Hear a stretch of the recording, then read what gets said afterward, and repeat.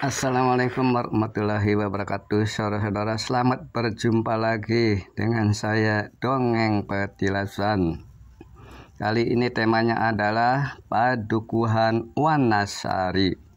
Jangan lupa pencet channel kami Lampatoya Dongeng Petilasan. Diceritakan tempo dulu di abad awal 14 Masehi, ada seorang Sang Hyang Pandayan atau Pandayan. Beliau usianya hampir 100 tahun, saudara. Ya, kurang lebih 100 tahun. Hidup menyendiri. Sang Hyang Pandayan merasa kurang tentrem.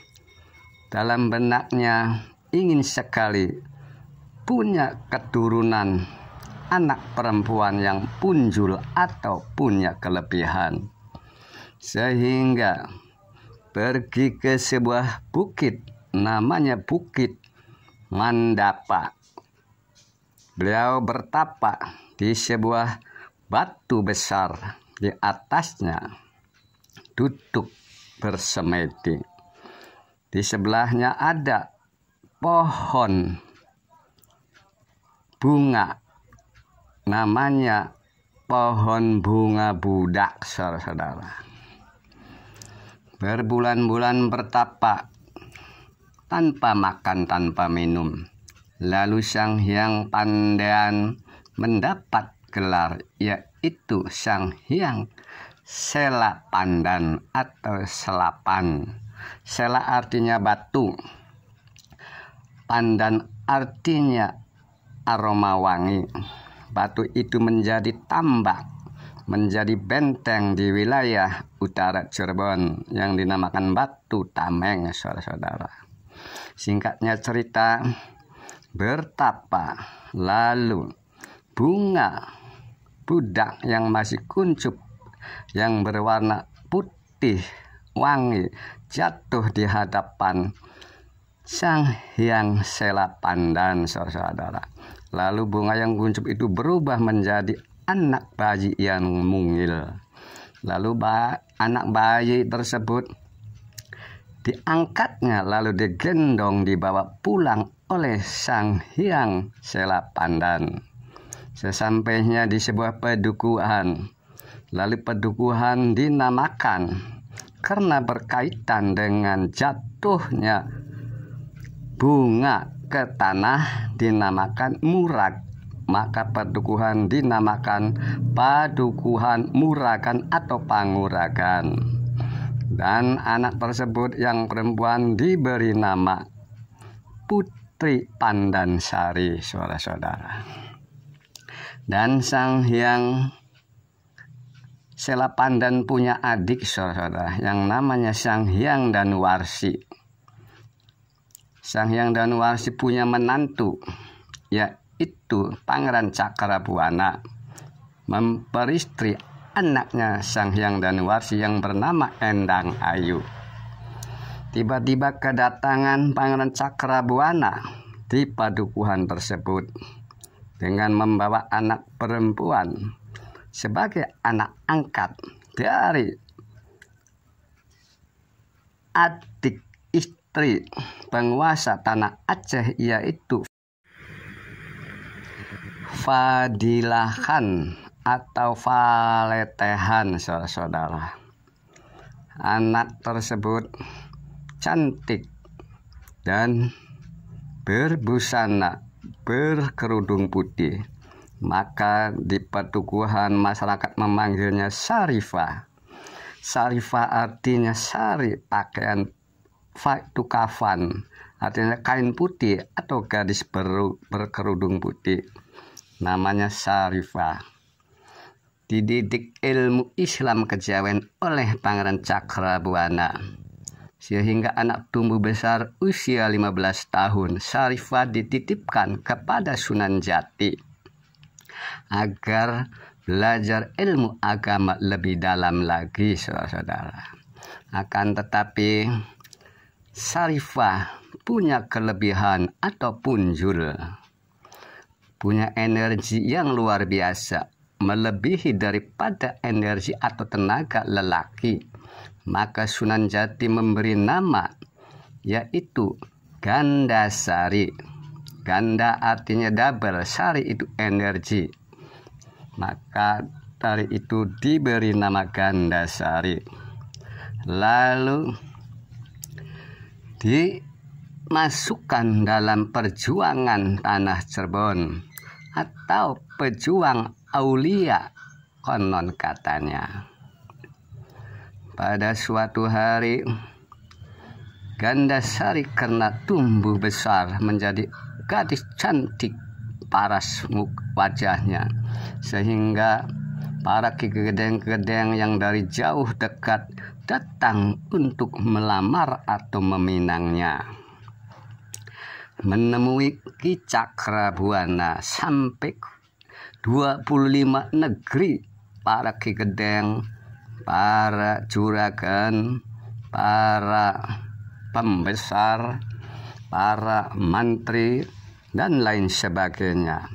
Sampai-sampai ngantri saudara dan menginap, membuat tenda-tenda di jalan atau di pinggir jalan, menunggu balasan lamarannya dari Pangeran Cakrabuana, ayah dari Gandasari.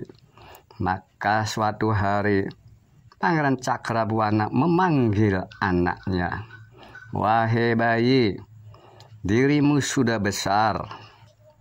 Sudah waktunya untuk mencari pendamping atau suami. Sampaikanlah pada diriku siapa yang kamu suka.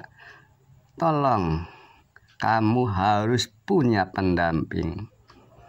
Bayi atau Gandasari mengatakan, "Kanjeng Rama, saya masih belum pengen punya suami atau pendamping. Saya kepengen bebasan," konon katanya. Lalu sang Kanjeng Rama Cakrabuana mengatakan, banyak sekali tetangga-tetangga kampung sebelah yang mengatakan punya anak gadis sungguh sangat sombong sekali. Banyak yang melamar, akan tetapi belum ada yang diterima. Apa enggak takut menjadi perawan tua, konon katanya. Tolong wahai bayi, jangan sampai mencoreng nama baik pedukuhan ini. Sehingga Gandasari menjawab, "Baiklah Kanjeng Rama, akan tetapi saya punya permintaan. Siapa yang bisa mengalahkan diri saya atau bisa menangkap diri saya, itu akan menjadi pendamping saya." Sehingga keesokannya harinya saudara-saudara, dibuatlah lapangan tanding laga dan dikumpulkannya para jawara-jawara, para penggedeng, ki-gedeng-gedeng, semua yang melamar berkumpul di sebuah lapangan laga. Singkatnya cerita saudara-saudara, lalu turunlah Gandasari berpakaian sungguh sangat hebat sekali, pakaian ala raja dengan selendang, dengan bebauan aroma wangi saudara-saudara. Gandasari memutari lapangan atau medan laga. Di lapangan berbau wangi semua saudara-saudara. Sehingga Gandasari mengatakan, "Wahai para jawara-jawara, silakan tangkap aku," konon katanya. Akhirnya Ki Gedeng Pleret maju menabraknya, akan tetapi Gandasari melesat ke atas. Ki Gedeng Pleret terjatuh tersungkur. disusul oleh Ki Gedeng Plumbon, saudara-saudara. Ki Gedeng Plumbon mengatakan, "Wahai adikku yang manis, turunlah, mari berjabat tangan.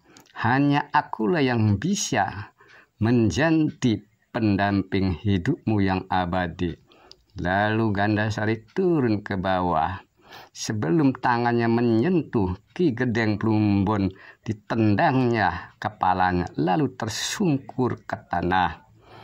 Perutnya yang buncit langsung diinjak, lalu disusul oleh Ki Gedeng Gebang.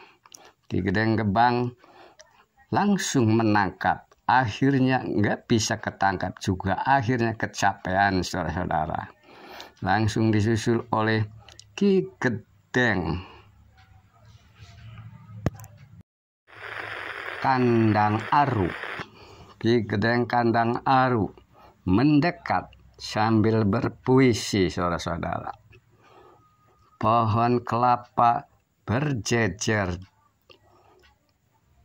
berdampingan kembang waru. Kenalkan, saya Ki Gedeng Kandang Aru, datang ke sini untuk melamar dirimu. Akan tetapi kenapa dirimu melayu atau lari, konon katanya. Sehingga dikerubutnya, saudara-saudara, Gandasari oleh 25 pria yang gagah-gagah. Sehingga Gandasari meninggalkan medan laga, memasuki pemukiman, sekaligus memasukin ke dalam hutan, saudara-saudara. Aksesoris berjatuhan dan pohon yang terkena aksesoris Gandasari berubah menjadi haruma wangi pohon tersebut, dan dedaunan yang terkena atau kesenggol oleh Gandasari, daun itu menjadi wangi, saudara-saudara. Maka dari itu hutan itu dinamakan Hutan Wanasari atau Karangwangi atau Karangsari, saudara-saudara. Dan perlu diketahui, saudara-saudara, Gandasari wangi bukan karena minyak atau parfum, akan tetapi tubuhnya yang beraroma wangi, saudara-saudara. Sekian saja dongeng dari saya, mohon maaf yang sedalam-dalamnya. Ini hanya sebatas dongeng. Saya ucapkan terima kasih. Billahi taufiq wal hidayah. Assalamualaikum warahmatullahi wabarakatuh.